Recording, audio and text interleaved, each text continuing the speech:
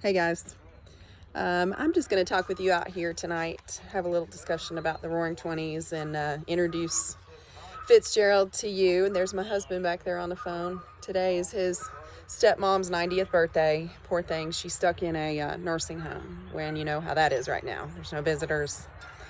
She lost her husband, John's dad, about 3 weeks ago, and it's not a good place for her. Look, I got my shirt on for you. Wanted to show you that I put it on, thinking about you guys. So, I'm getting our plan together and trying to figure it all out and what's going to work the best. But I can say that I was happy with a lot of the responses I got back from many of you today on the Roaring Twenties and what about the 20s makes it roar. And I feel like a lot of you got it, and I'm glad.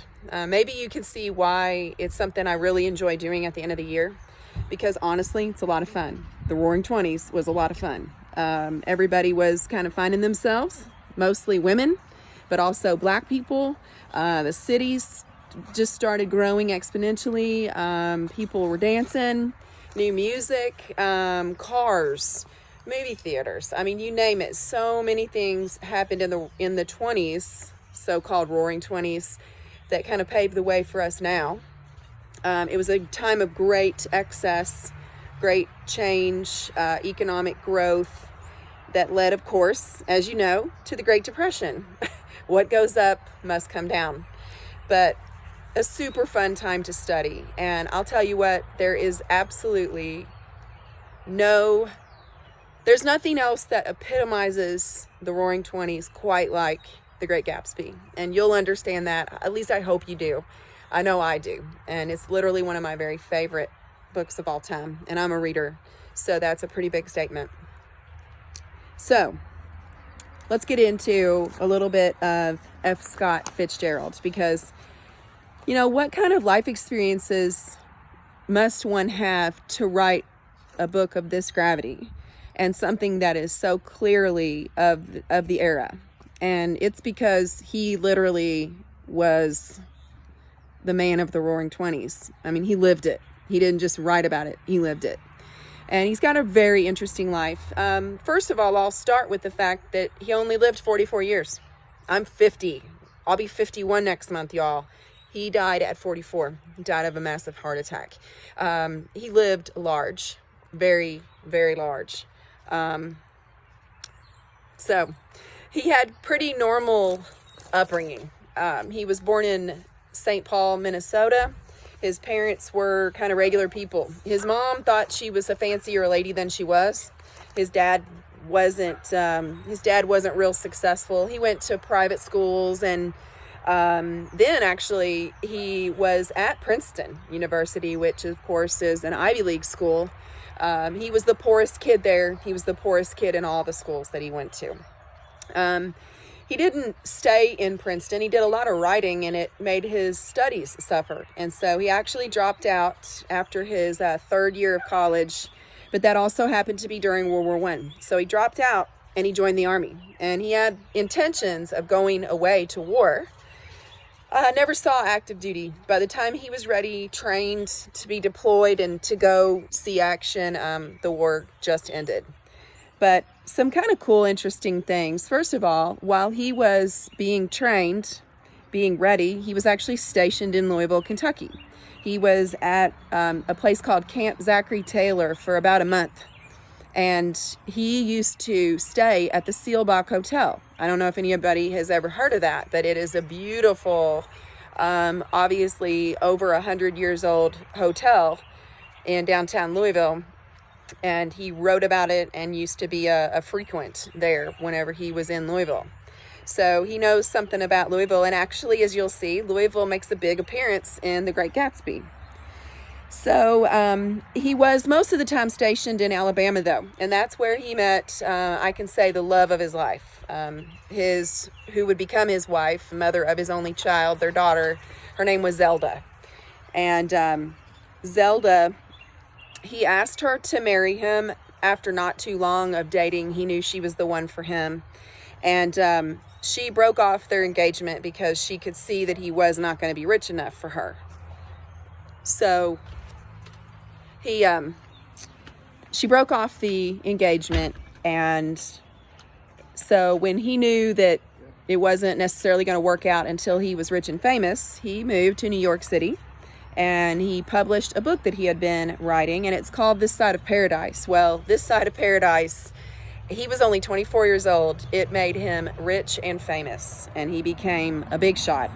And the week after it was published, she decided that, yeah, he was good enough, and he and Zelda got married. So she is one of your pretty much original gold diggers, and she married him because he proved to her that he was going to be successful. So basically, if you've ever seen the movie The Great Gatsby, they kind of lived some of that. They had a constant life of partying, drinking, socializing, rubbing elbows with the New York City rich. And actually they went through all of their fortune that way. Always did. They had a daughter in 1921. The next year he wrote his second novel called The Beautiful and the Damned. And it did well. And he wrote a couple collections of short stories, and those things pretty much fueled their party days for a long time. They blew all that money partying. And so in 1924, they decided they would go to Paris because it was cheaper than to go there and live. So they decided to go there because they'd run through all their money. And in Paris, he met a lot of other friends there, a lot of other writers, people who were expatriates like Hemingway and Ezra Pound. And so he was there in 1924. They moved back in 25. And that, my friends, is when he published the greatest masterpiece of all time, The Great Gatsby, 1925, right at the heart of the Roaring Twenties. And it actually didn't sell that big then. I mean, not at all. It was not until he was dead and there were still original copies of that people decided, hey, this book is awesome. This book pretty much represents the Roaring Twenties.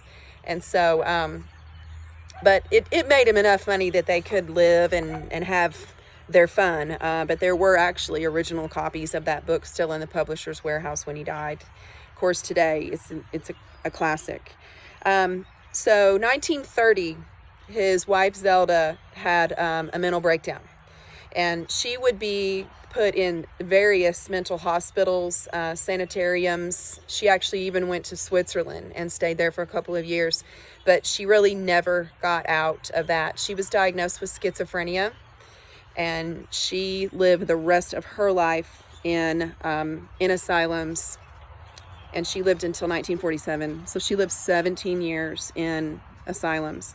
And she had actually been a writer, but her husband, F. Scott, did not want her to write. He didn't want her to work. And speaking of F. Scott, I meant to tell you guys this. He was actually named after Francis Scott Key, who was the man who wrote the Star-Spangled Banner.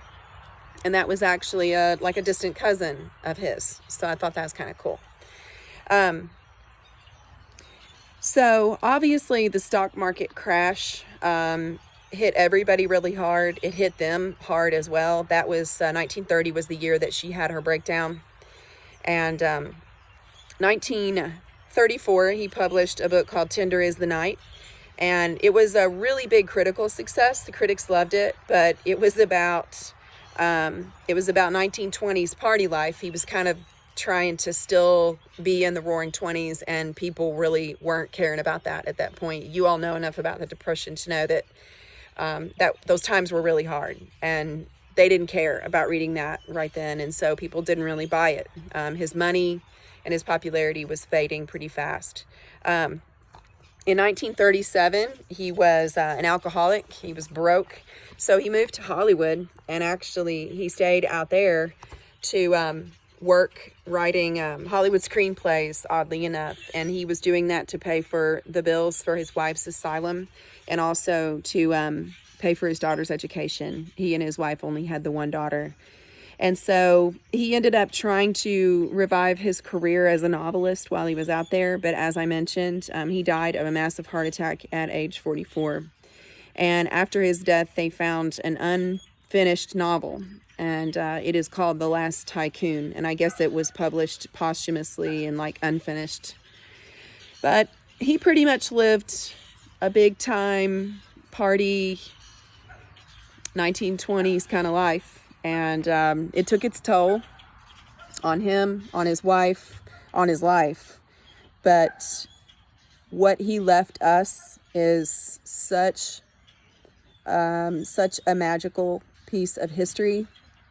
It really so brilliantly puts the spotlight on the Roaring Twenties. So we will be jumping into that. I have the PDF format of it so that everybody will have an electronic copy.